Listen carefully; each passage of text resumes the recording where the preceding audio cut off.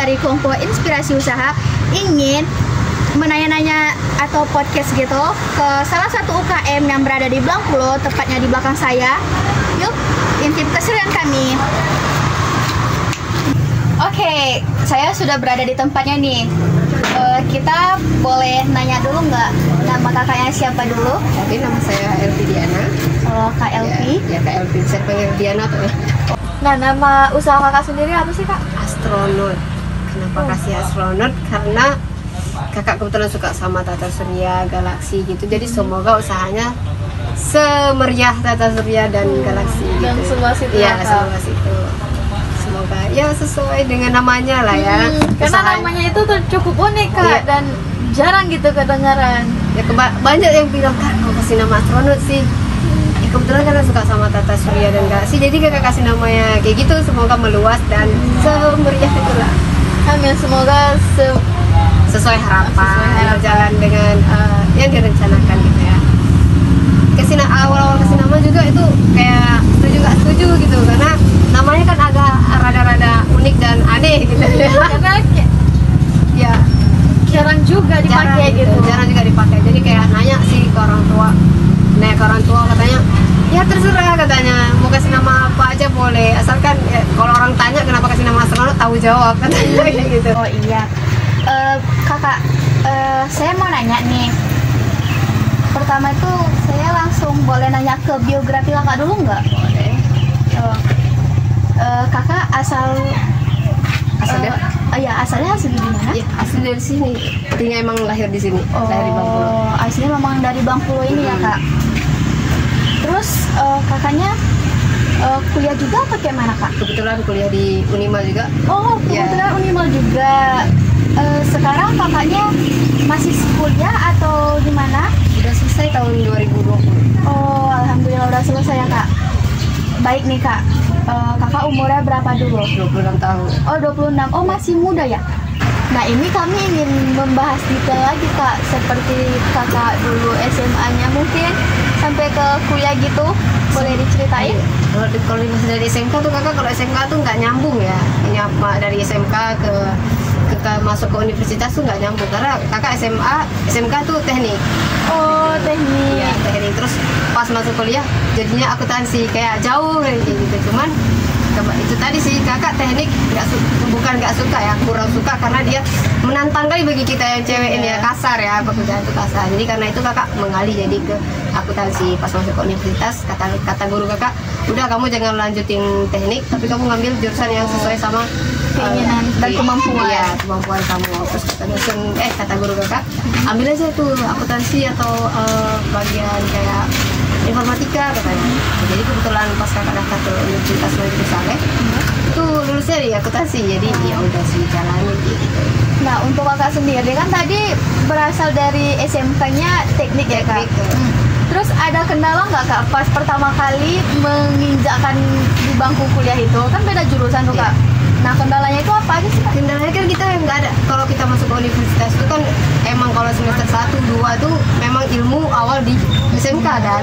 Sedangkan kakak tuh nggak punya, jadi kayak susah banget beradaptasi sama teknik akuntansi itu jauh kali. Jadi kayak harus lebih menguras otak untuk belajar gitu, harus tahu akuntansi itu apa ini segala macam. Jadi lebih banyak belajar lagi. Karena emang jauh kali kan teknik akuntansi. Emang nggak ada sama sekali. Palingan ada tuh MTK dasar, Jadi pas masuk akuntansi ya bisa dibilang tuh nilai kakak jelek sih. Jelek sih. Pas yang akuntansi aja sih ya. Karena emang nggak ada dasarnya. Jadi dapat nilai yang tidak memuaskan ya. Nah, di selama perjalanan kuliah ini, Kak, apakah kakak ada kendala nggak? Entah itu dari perekonomian atau apa itu? Pasti ya, pasti kalau bagian ekonomi itu kita nggak bisa bilang lancar aja, karena ya nggak tahu keuangan ya, Iya, ekonomi. rezeki juga nggak ada yang tahu. Jadi cuman ya dijalanin aja sambilan kakak kerja gitu. Pas kakak udah, tapi kerjanya tuh semester 6 lah, semester 6 karena kasihan juga kan, karena kebetulan kakak orang sini jadi kayak gampang gitu, kayak gampang mau kerja. Kebetulan ada satu kafe yang dari situlah bermotivasi kakak untuk buka usaha ini gitu. Karena kakak sebenarnya kerja di kafe, jadi ya udahlah dari semester 6 sampai dengan lulus kuliah kakak masih kerja gitu, masih kerja tempat yang sama.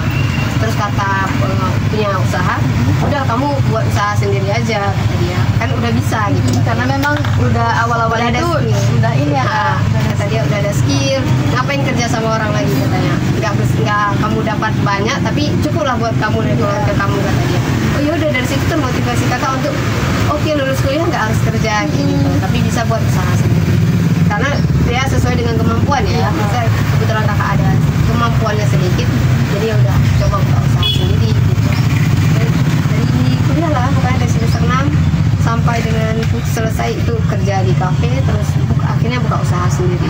Nah, sebelum kakak, ini kan kakak kerjanya dari semester 6. Dari semester awal sampai kelima itu kakak ada organisasi lain nggak Kak? Kalau di kampus nggak ikut organisasi apa, kupu-kupu lah, kuliah pulang gitu ya. Karena memang nggak sanggup gitu, kurang suka juga dengan organisasi karena kakak harus bantuin ibu jualan. Nah, di umur kakak yang terbilang muda ini kan baru 26 ya Kak.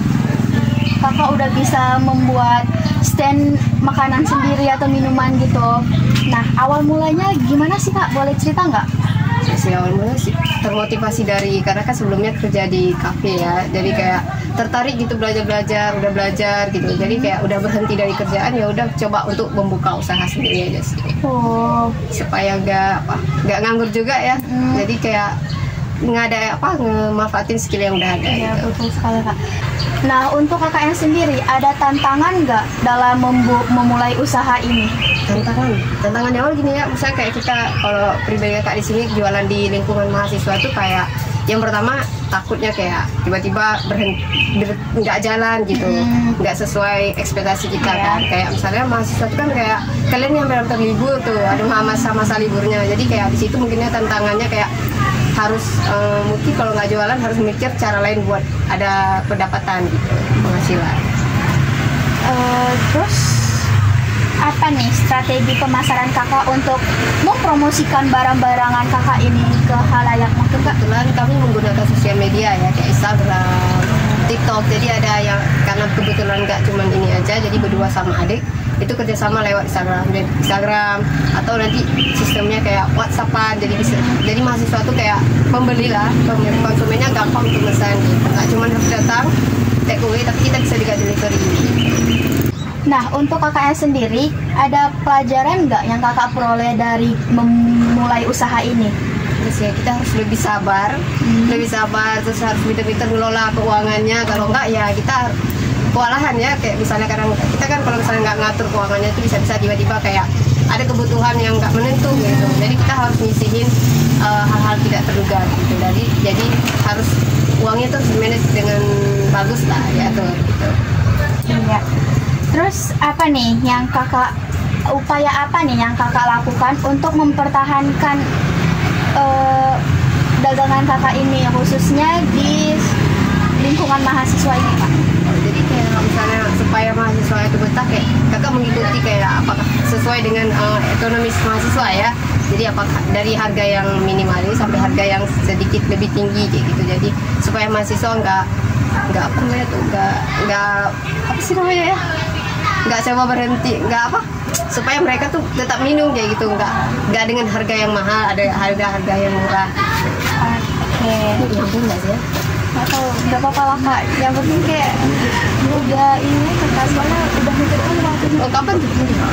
Minggu ini udah harus selesai. Oh ya. Upload ke YouTube?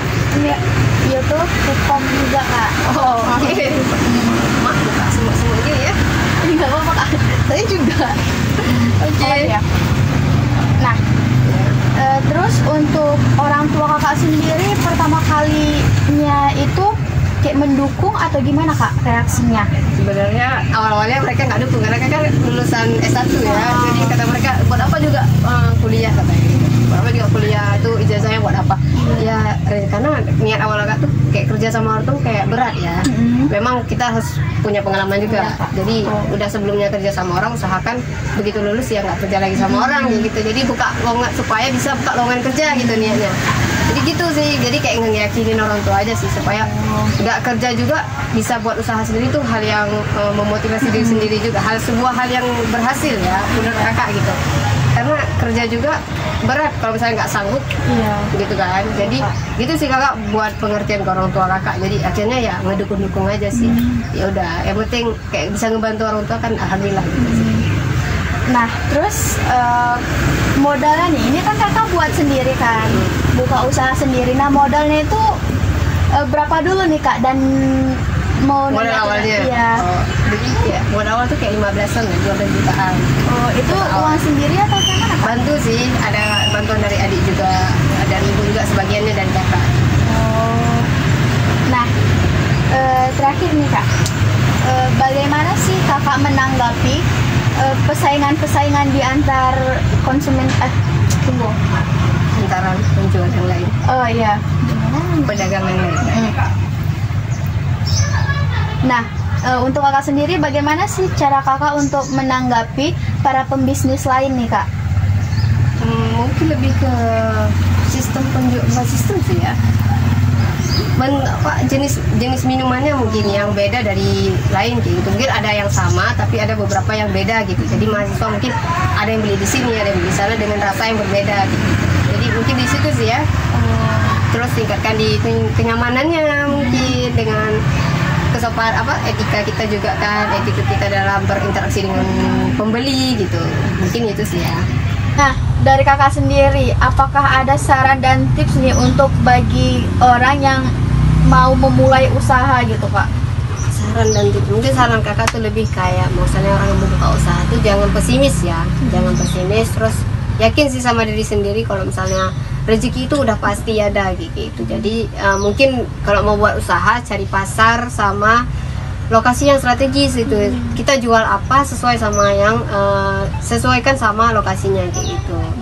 Jadi tipsnya mungkin gitu sih, lebih kayak jangan pantang menyerah juga. Mungkin kan orang-orang kayak pas udah nggak laku nih nanti ada down gitu langsung berhenti gitu, jangan kayak gitu, karena nggak ada yang tahu kedepannya gitu gimana kayak gitu. Jadi kayak kalau memang itu masih bisa dipertahankan, lanjut kayak gitu. Kecuali memang kayak udah putus, emang udah nggak ada solusi, boleh cari solusi lain, tapi jangan menyerah. Iya, cari kayak kerjaan lain gitu. Cari kerjaan lain gitu. Kalau emang lebih suka berwirausaha, buat usaha motivasi baru kayak gitu. Itu sih sarannya ya. Jangan menyerah, tetap berusaha lah. Nah, saya sendiri penasaran nih kak sama menu favorit yang selalu diincar-incar orang kak. Apakah kita bisa membuat minuman itu untuk merasai? Ayo kita buat satu minuman buat dirasa dulu ya. Nah, ayo kawan-kawan, kita mau melihat nih proses pembuatan minumnya dari kakak yang langsung.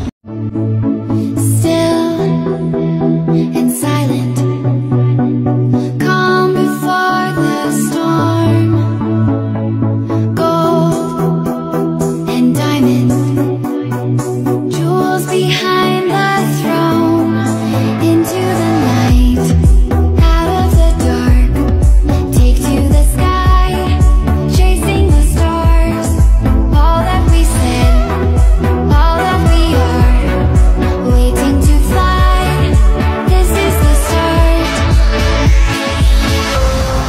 Hide and seek, reason and rhyme, grand and glorious, living the dream, yours and mine, euphoria.